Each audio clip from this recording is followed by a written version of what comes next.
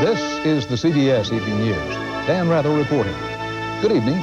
A setback for President Bush and his big stealth bomber program.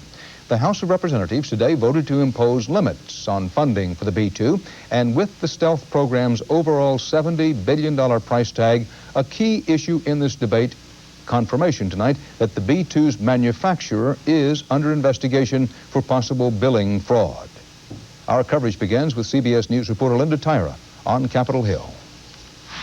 The world's most expensive plane, designed to evade enemy detection, today flew into the crosshairs of Congress. The House slashed more than 1/4 of the administration's $4.7 billion request, keeping the stealth program alive but slowing down production and demanding the Air Force come up with a cheaper price tag. What we've got to do is go back, scrub those numbers, and see whether it is not possible to come up with a program that is politically acceptable and more affordable. The House rejected efforts to end production, a minor victory to backers who continue to urge adoption of the president's full program. 132 bombers costing $70 billion. Failure to proceed with the B-2 puts the United States Air Force out of the bomber business. Lobbying on the stealth has been fast and furious. The big guns of the administration and the Air Force brass taking their case to Congress, and Northrop, the prime contractor, taking its case to the airwaves. Now, the B-2, America's most thoroughly tested new bomber.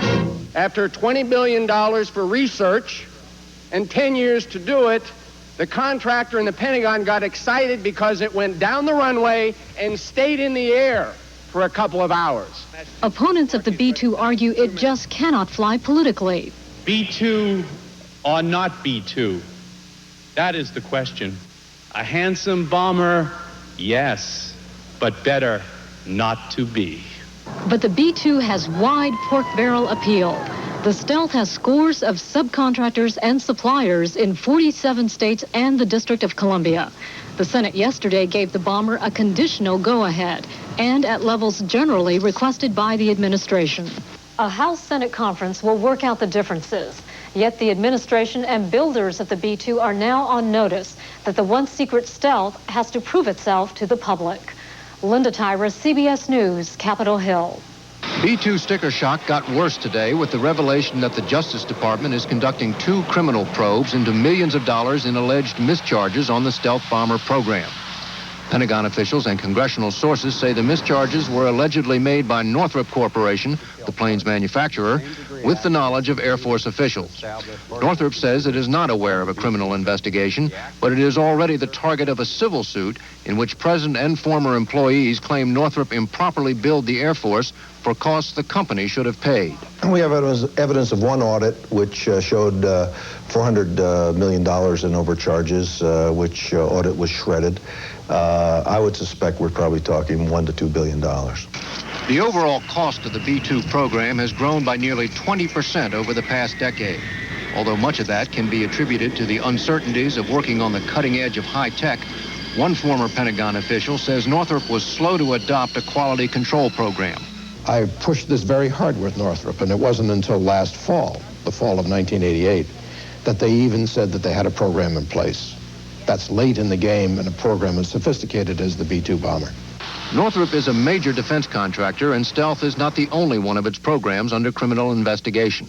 They have no less than 8 grand juries inquiring into the conduct of their business with the taxpayers. Defense Secretary Cheney was himself skeptical of the B-2 program, but he investigated and pronounced himself satisfied. Northrop is a major contractor, major supplier. There are ongoing investigations where Northrop's concerned. I think everybody knows that. That's not news. An aide to Cheney says the alleged mischarges do not affect the stealth bomber's ability to slip through Soviet air defenses.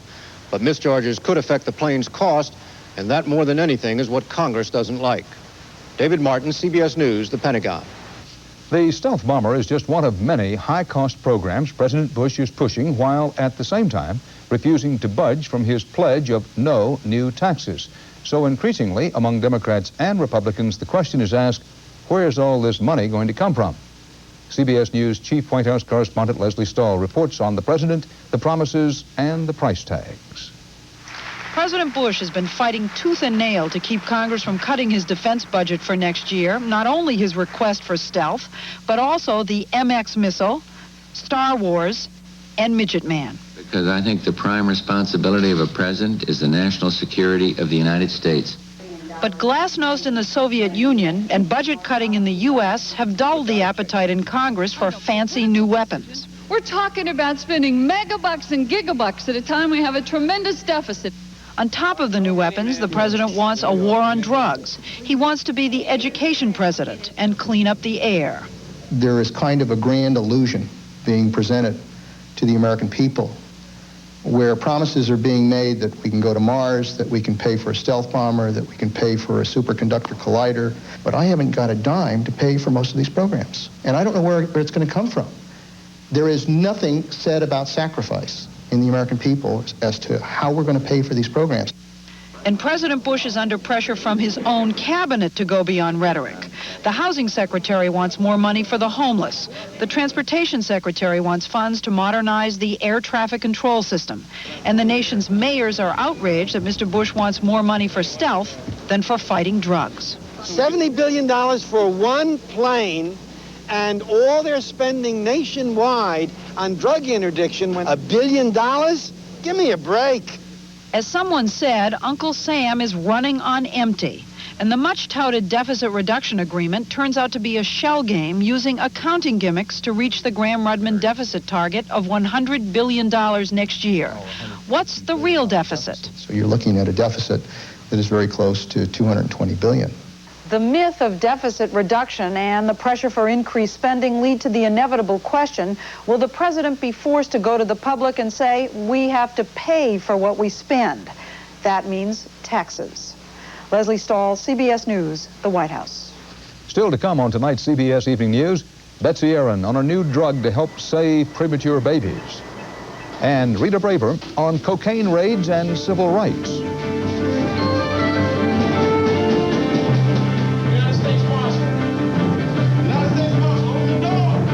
Electric plant that made the engines on the United Airlines DC-10 that crashed in Iowa Wednesday. Investigators want to know why the fan section of the plane's tail engine apparently disintegrated, leading to the crash that took 111 lives. There was a potentially volatile development today relating to the failed engine, and Mark Phillips spent the day checking around Washington on that. New suspicions have emerged about the tail engine of the United DC-10, which blew up and caused the crash of Flight 232 a week ago today. The engine has been removed from the tail section of the plane to be taken to the General Electric plant near Cincinnati, where it was built, and where investigators have begun going through the manufacturing history of the engine. They now have something new to consider. A congressional committee today informed the FAA in a letter obtained by CBS News that General Electric had purchased rejected Air Force engine parts that could have been used on DC-10 engines. The letter calls for the FAA to investigate whether any of the scrap parts from what it called the Air Force's junkyard were in fact in the engines of the ill-fated flight. These parts were contemned by the Air Force, and that would tend to indicate that they were unsuitable for use in any aircraft engine. John Dingell's committee has been right about a similar case in the past. That time, rejected Air Force parts were installed by another manufacturer in F-15 and F-16 fighters. The parts were later blamed for crashes. All these parts come from a scrap dump at Kelly Air Force Base near San Antonio, where government investigators are now going through the books. We were very concerned that parts were leaving the scrap yard and finding their way into the commercial world. A General Electric spokesman told CBS News tonight that no rejected Air Force parts were used in the section of the DC-10 engine which exploded. They are still investigating whether used parts were installed elsewhere in the engine. In Sioux City, National Guard jets searching for crucial engine parts have been taking infrared photographs of the countryside. The latest photos did pick up some suspicious objects. As to the suspicions that the use of rejected Air Force parts might have contributed to the United crash, the FAA said late today that every aspect of the suspect engine's manufacture will be examined. Mark Phillips, CBS News, Washington. Former Cornell University graduate student Robert Morris was indicted today for planting a virus that infiltrated more than 6,000 computers across the country. Morris's defense includes that he intended only a low-grade prank What he touched off instead was a rampant epidemic last November that infected a national defense network of computers, among others. If convicted, he could face up to 5 years in prison, a fine of $250,000, plus restitution to damaged parties.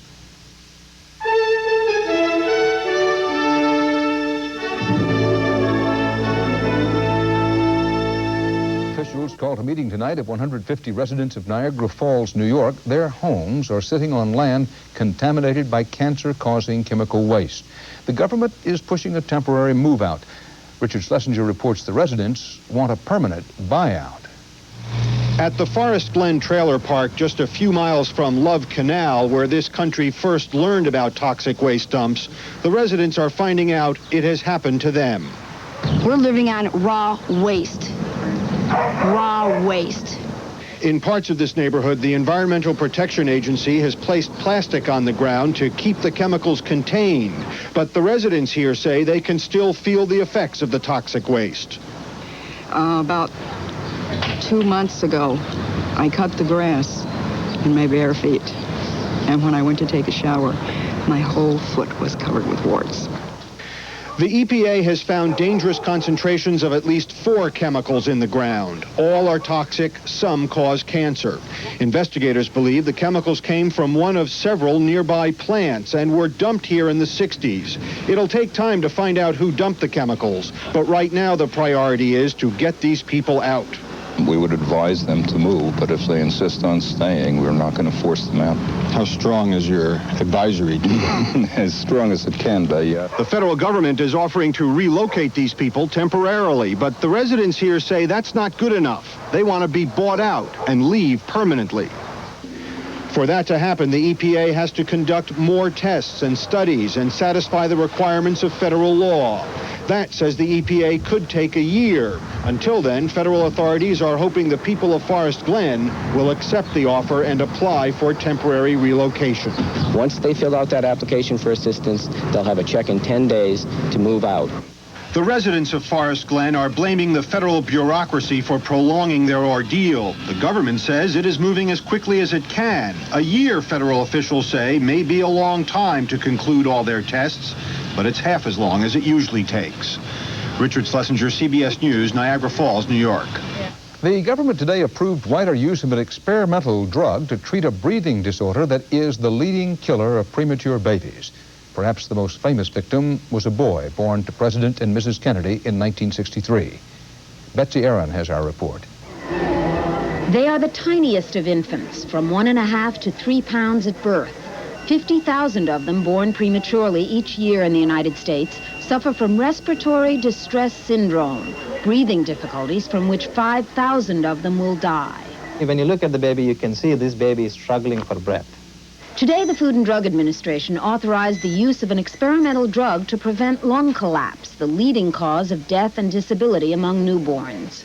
This is extremely exciting because babies that are born premature are under enormous risk. The drug, called Exosurf, is a synthetic powder mixed with sterile water and administered through a ventilator tube into the lungs, coating them, protecting them from collapse. In babies who got Exosurf, we have seen in hours babies come off respirator.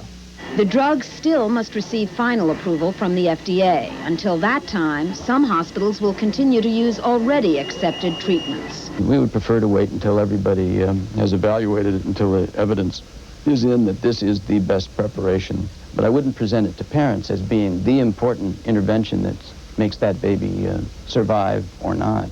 30 years ago, newborns suffering from breathing problems were most likely to die. Today, there is an arsenal of what doctors call silver bullets, helping to keep the tiniest, most premature babies alive. Betsy Aaron, CBS News, New York.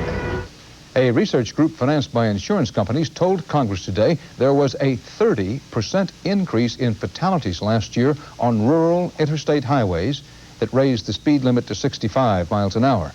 That translates to an additional 550 deaths.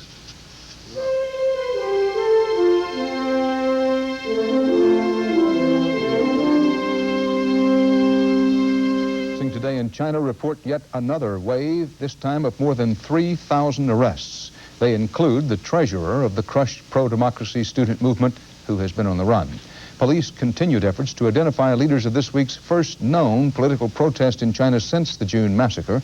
Hundreds of students at Beijing University rallied to mock the government, one saying, "Sarcasm is our only means of dissent." Correspondent John Sheehan tells us the government is intent on teaching the students and their professors a lesson they'll never forget. The Beijing campuses are sad and fearful places. Bulletin boards where pro-democracy posters flourished are now encased in glass. They show only the government's version of the brutal crackdown. Combat soldiers amidst the rubble at Tiananmen. Deng Xiaoping triumphantly congratulating the officers after the slaughter he claims never happened. The official press says that enrollment is normal, but the talk on campus is that the incoming classes will be cut by 50%. That could mean that the government plans a purge of professors. The new head of the Communist Party, Jiang Zemin, says that the academics need to be educated all over again to oppose Western ideas of democracy. Political re-education classes have begun. There is fear of a ruthless campaign to root out and punish any teacher who can be linked to Zhao Xiang, the deposed moderate party leader. I would say that that is something that the people, the government now is concerned about, is that there were those in intellectual institutions and universities who supported Zhao's efforts. At the Australian Embassy in Beijing, every one of these 30,000 applications represents a Chinese student already accepted to study down under. But the Australians say there's no telling how many will be refused exit visas by the Chinese secret police. The witch hunt is spreading. Those who believed that education should teach the young to think for themselves are told that once again everyone must let the party think for them or be branded enemies of the people. John Sheehan, CBS News, Beijing.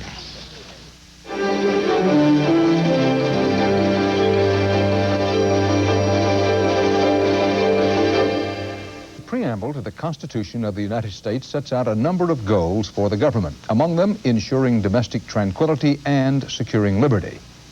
There are growing questions now about whether one of those goals may be falling victim to the other in the much publicized war on drugs. CBS News law correspondent Rita Braver looks into this dilemma in our series, An American Crisis. Tonight, wrong versus rights. We have found increasingly, as we have gone in to evict people from their residences, that they're not all law-abiding citizens. In fact, an increasing amount have been people engaged in the drug business.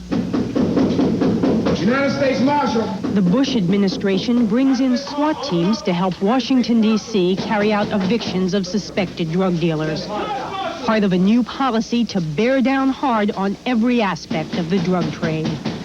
United States Marshal. This country has got to step up and realize that what's going on, particularly to some of our citizens who are in the worst situation in our inner cities, many of our minorities, they are at war and they are being slaughtered by the druggies. United States Marshal, open the door! Come on, come on! But there is also concern that some of the measures introduced to fight the drug war may be resulting in an assault on individual rights. Concern that one of the greatest tragedies of the drug epidemic may be that it forces Americans to choose between personal safety and personal liberty. Cases in point. Police and agents fly helicopters over private property, looking in open fields or even into buildings where marijuana is suspected. Law enforcement officers can stop highway or air travelers who fit drug courier profiles. And many public and private employers can demand that employees submit to drug tests. It's the whole business of creating a society in which we are all suspects. And I don't see the greater good. I see more police power, I see more drugs than ever, and I see less privacy. Wysotsky worries about new rules in public housing projects like these, where residents who want to get in must show ID badges. CHA. And the Housing Authority and local police conduct surprise inspection sweeps, going into private apartments to look for drugs. Okay, lock it up. But here in Chicago, residents we spoke with say they welcome the new restrictions, and they say they had much less freedom when drug dealers controlled their projects. We tired of it. We just tired of it. You get tired of the drugs, you get tired of the shooting. We just trying to turn this place, get back the decency that it had before. Even some innocent victims caught in the drug dragnet agree. Jeannie Doris and her son Lavelle were almost evicted because a friend was arrested for selling drugs from their housing project apartment when they were out. Ms. Doris fought the eviction in court and won, but she still likes the eviction policy. You're not bitter about it. At first I was very angry, but I don't want them to give up because there's still a lot of people out here that are selling drugs. Don't give up because of me, because I was innocent. But keep fighting. The ones that are selling drugs, they need to leave. All of them need to go. But not everyone supports harsh measures. This Washington, D.C. family joined with others in a suit that blocked the city from trying to combat drugs by putting a teenage curfew law into effect. It violated my rights. It's just not fair for myself and for all kids under 18 years of age. What is happening now is sort of a panic, closing in. What are we going to do about this? The government could come up with one justification after another because we've just created this foundation for limiting people's rights. I'm not terribly moved. I mean, I'm opposed to any violation of anybody's civil liberties. But for every one offense by the police or by the courts or by the prosecutors, there are 1,000 offenses by criminals who don't take any pains to worry about how far they've gone. Tell those people that we got K9 units coming up there to... The war on drugs is expected to escalate during the long, hot summer of 1989. Okay. So too is the debate over whether measures aimed at stifling drug traffic end up stifling personal freedoms as well. Rita Braver, CBS News, Washington. And that's part of our world tonight. Dan Rather for the CBS Evening News. See you tomorrow. Good night.